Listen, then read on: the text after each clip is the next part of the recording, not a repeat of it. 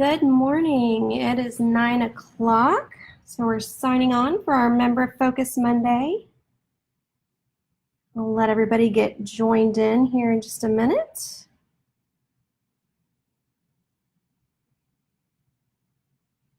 We typically try to get started right at 9:01. So as not to waste anyone's time, but also to make sure everybody gets to join.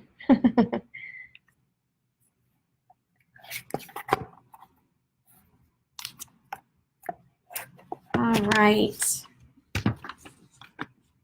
Okie doke, so it is 9:01, so we'll go ahead and get started. My name is Christina Schaefer. I am an instructor for HAR as well as the social media manager for HAR. So in the last, 12 weeks or so, 13 weeks, we've been doing Matrix Mondays. It was always intended to be, just a series where we're going to do it forever, but we've rebranded it now to Member Focus Mondays. So now we can still talk about Matrix, but we'll also talk about other things that we should be focusing on, whether it be like today we're talking about a tool, or like next week we will be sitting down and doing a live interview, so whether it be current events, tools, Matrix, whatever we need to talk about, we'll talk about it. Basically, whatever you need to be focusing on is what we're going to cover. So that's what we'll be doing going forward. Last week was our first one. We had some great feedback from last week, so thank you all for joining us last week. And hopefully you'll continue to join us, going forward. So we're going to, and I see a lot of people saying good morning. Somebody it's their first time here. Welcome to everyone. Thank you guys for being here. I will put up my contact information for you at the end of the session, so if you need to reach out to me, you can do so. The tool we're going to be talking about today, what we're going to be talking about is MarketInsight. Now, MarketInsight is a platinum tool, so it's part of the platinum subscription, but whether you are a standard member or a platinum member, I think it's important for you to at least know about this tool, because this tool, it's a lead generating tool, as I put up in our post, but also it can help improve communication with your sellers. Some of you may be platinum subscribers and not be utilizing this tool, so you're already paying for it essentially and not utilizing it. So that's why I want to focus on it today, so that we're all aware of it, what it can do, and you can decide if this is something you want to utilize. You may notice I'm not logged in as myself. It says inbox for Shadrach Bogny. Shad is a past chair of the board of directors, and he allows us to use his account from time to time for demonstration purposes. So that's why I'm using his account here today. So thank you, Shad, for allowing us in so that I can give you guys a good look as to what this looks like as an agent. So to get there, what I first need to do is find the tool. One of the easiest ways to find the tool is right here in the quick search. In that quick search bar, if I just start typing in the word market, it actually comes up, MarketInsight, okay?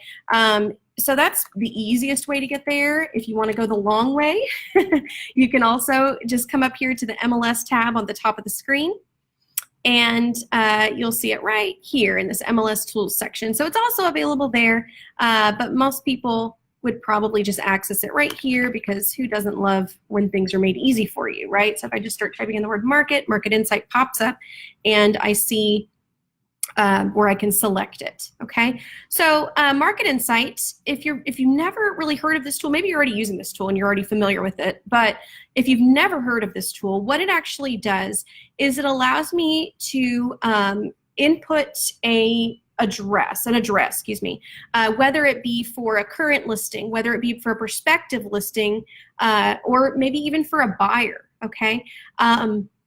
It allows me to put in an address, and then weekly it will send an update to my contact. So whether my contact is the my client, it's for their current listing, or whether it's for a prospect, I can have the system email them weekly, that client or customer weekly, with an update of what's going on in the market right around that area.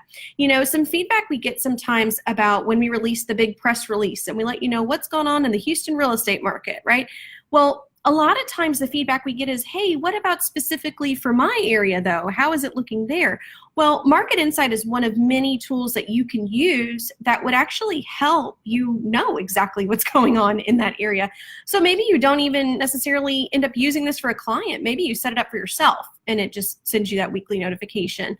So it's completely up to you, but there's different ways you can do it. So I first want to show you a little bit of what it looks like, and then I'll actually show you how to set it up. So I'm going to click this little preview, but he actually has it set up for one of his listings here. So I'm going to click on that to show you a preview of what it looks like, okay? So again, once a week, they'll get an email telling them, here's your weekly Market Insight, click here. When they click there, this is gonna be what pops up for them, okay? So this was for his listing here, 4410 Elmwood. And we see his information, his face, his website link, all that stuff is right there. We also see some more things across the top. We'll talk about these in just a minute. So then it says, welcome to Market Insight. So we see an analysis of homes available for sale. Now, he actually was able to go in when he sets this up, and I'll show you how to do it in just a bit. But when he set it up, he was actually able to choose comparables. He was able to choose, I want a certain zip code or just this subdivision or a geomarket area. So he was able to pick, the location. He was able to pick sizing, pricing, things like that. So what properties do we want to see? So there's 19 similar homes that are available for sale in this price range. So he actually was able to pick that range based on what he has this property potentially listed at, I would assume. So there's 19 homes available for sale in that range, their average price, their average size, average price per square foot, how many similar homes have had a price reduction, average days on market. That right there, that is huge. That is not something that consumers can really find anywhere or get anywhere but from you, especially if you think about if I'm setting this up for a prospective listing, I'm, or maybe even a prospective buyer, I'm giving them, an example of what to expect, right? I'm setting an expectation there. So average days on market, that's a really important one there. There's an analysis of homes that recently sold, again, similar to his listing. So 65 have recently sold, average price, average size, average price per square foot. Based on his specific market where this listing is, the market, based on what it found, the market tends to favor buyers more than sellers in this example. Showing appointments that were scheduled in this price range, we can see that. So if maybe there's been, 50 something appointments and we haven't really had much traffic, well, maybe we need to kind of review some things, right? Similar homes that are pending in that price range. And then it actually shows there's his listing right there. And I see all the comparables that it found around it. I see the recently listed for sale. Okay, so again, this is their competition that was recently listed. Price reductions, and it actually does show the price reductions there too, so your seller will see that, or your client or customer will see that. And then nearby recently sold, okay? It actually gives the actual sold date and the sold price, which again, consumers cannot get this information, the sold price, anywhere else but from an MLS subscriber, okay? So only MLS subscribers can provide them that information. They can't go to any other website and find the actual sold price. They may get an estimate, they may get a range, but they won't get the dollar amount from anywhere other than a MLS subscriber. So this is really, really great for you to have access to and be sharing with them, keeping that open communication with them. All right, so this is what it looks like. Again, this is the weekly report they get. It does have some additional links up here that we'll talk about in just a second. These are specific to if you're setting it up for a listing. So you'll have less if it's for a prospect, and rightfully so. So we'll talk about that in just a second. So this is what it looks like. Now let's actually look into how we set it up. So when you come to Market Insight, if you currently have listings, you'll see them here under my current listings. You see he has some created for most of his listings. There's 2 down here that are not created. So it would actually give you the button here to click Create Market Insight, and you would follow the prompts from there. I'll show you that in just a second. But let's back up a minute, and let's say if I was doing it for a prospective listing, because we may not all have listings right now, or maybe I'm setting up for a prospective buyer. Maybe there's a particular subdivision or area that they're interested in. Maybe I want to pick a property in that general area. Maybe that's not the property they end up purchasing, right? But maybe one that in that general area so they can get a gauge of what that market looks like. So I'm going to do this for a property here that's not currently on the market, but let's just say it's a prospective listing. So I typed in the address and it popped up right here. So I'll just click the Create Market Insight button. So now I need to tell it, am I setting this up for a seller or lesser? So I'll say in this case it's for seller. It's found a price. This is based off the tax records. I can modify that. So if I know that we'll be potentially listing higher than this, maybe we haven't listed yet, right? But we're potentially going to be listing higher, I can, or lower, maybe I can modify that number there. But that's just what it pulled based on the tax information there. So then I'll hit next step.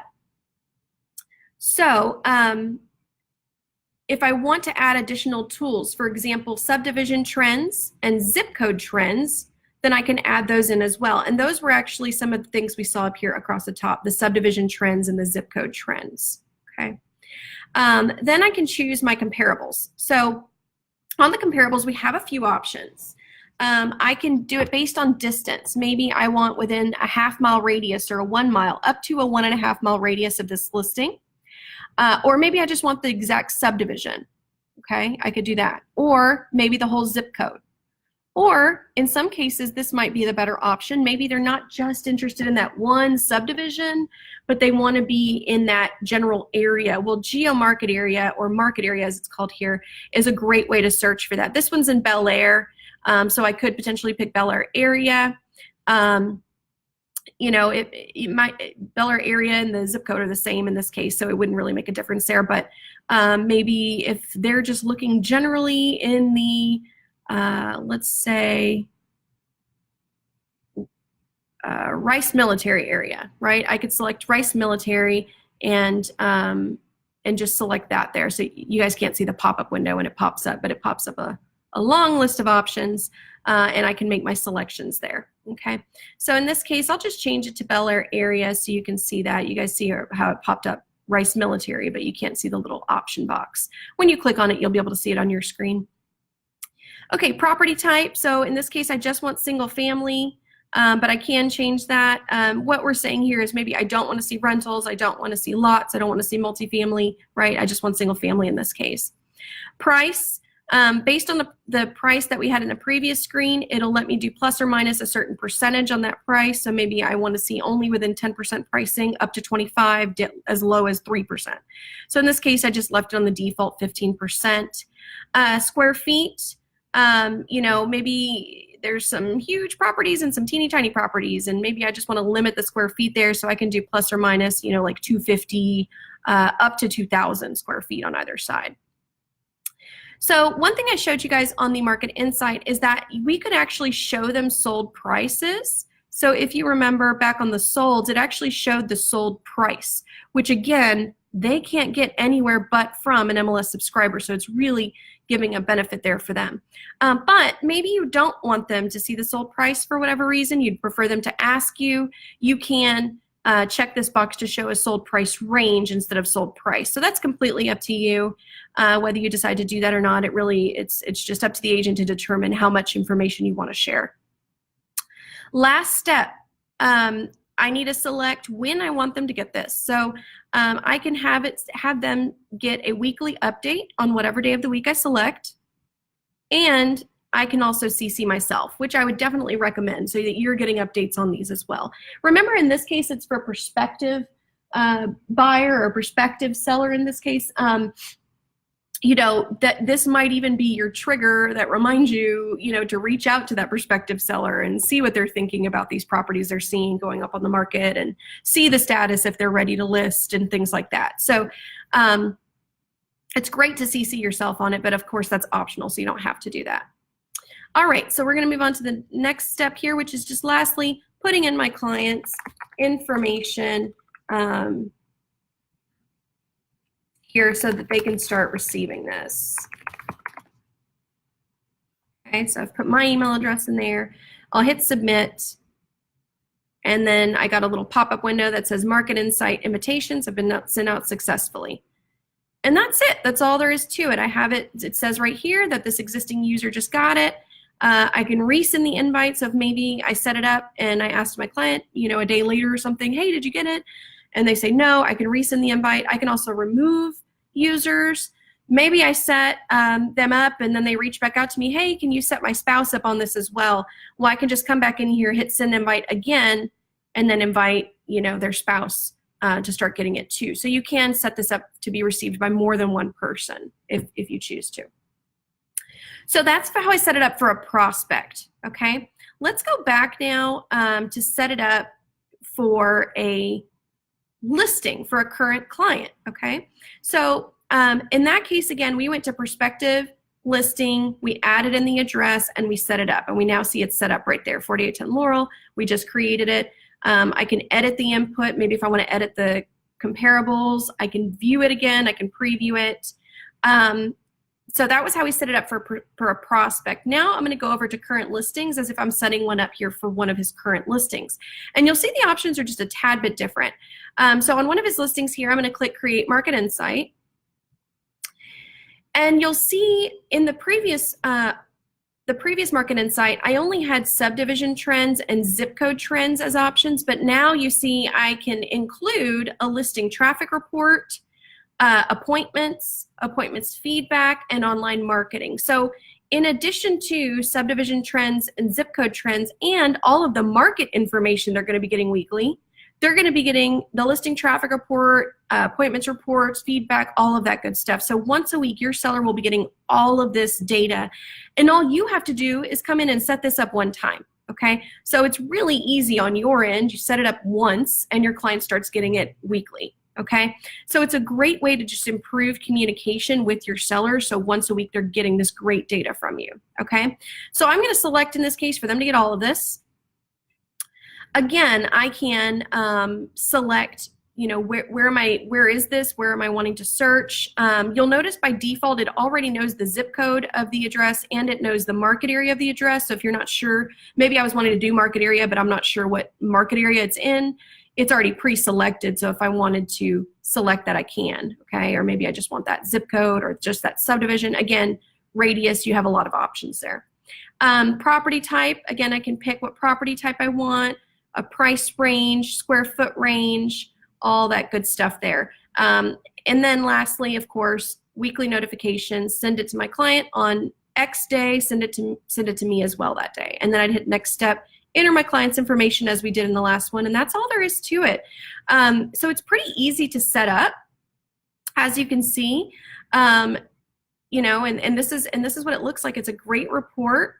Again, it can definitely be a lead generator, like I said, for prospective listings and even for prospective buyers, but also something that really can improve communication with you and your sellers, because once a week, you really don't have to put much work into it, and they're getting all this great information here for their listing. Okay, so I'm going to just take a second to see if we have any questions that have popped up. So a lot of people saying, good morning, everyone. Happy Monday. Don't see any questions at this time. So if you do have a question, go ahead and type it in. Really quick, I just want to show you back on the Market Insight, since this was one for I set up for a current, or he has set up, for a current listing. You can see again those listing traffic reports, appointments, nearby comparable properties, things like that. So if I wanted to click on that to see the listing traffic report, that'll load that up right there. So they can see their traffic, they can get a month view there and see how many hits it's gotten, as well as the appointments and things like that. So this week there weren't any appointments available.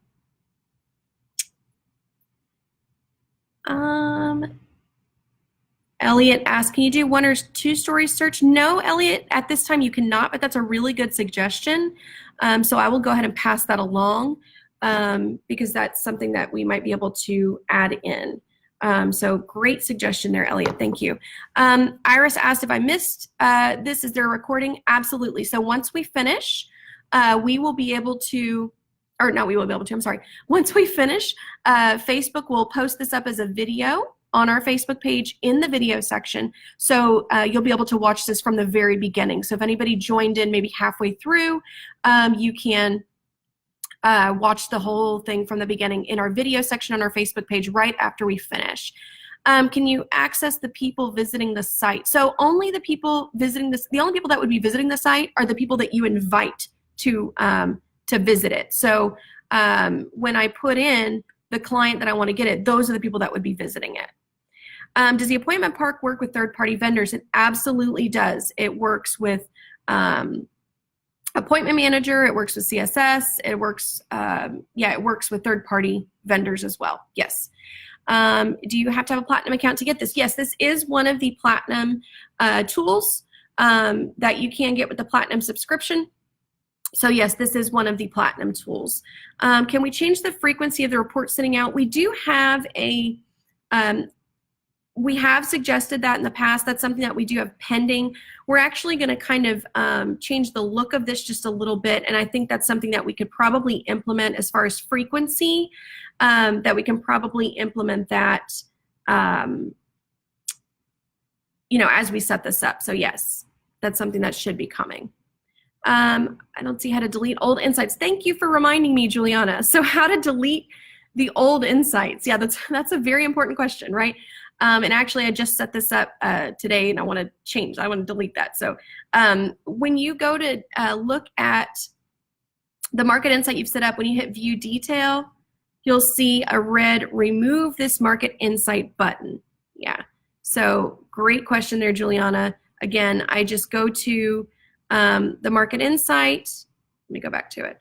I go to the Market Insight that I'm wanting to delete. So in this case, I just set this one up under his account.